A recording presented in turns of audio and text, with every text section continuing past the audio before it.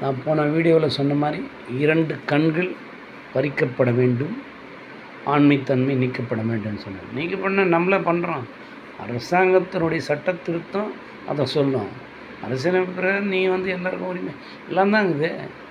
ஆனால் எங்கே குற்றம் நடந்துன்னு தானே இருக்குது. தூக்கு தண்டனை கொடுத்துங்கிற, என்ன பண்ணுற, போக்சோ சட்டத்தில் தண்டனை கொடுக்குற, எல்லாம் என்ன கொடுத்தாலும் நடந்து இது திரும்பி நடக்கக்கூடாதுன்னா ஒரே வழி தான்.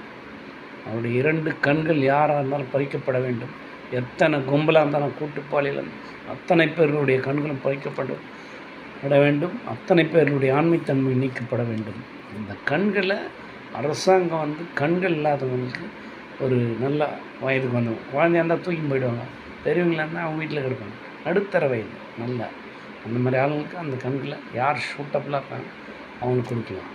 இந்த ஸ்பெர்ம் பேங்க்கில் ஸ்பெர்மை நீங்கள் இது பண்ணிக்கலாம், ஆண்மைத்தன்மை நீக்கிறன்ற மாதிரி.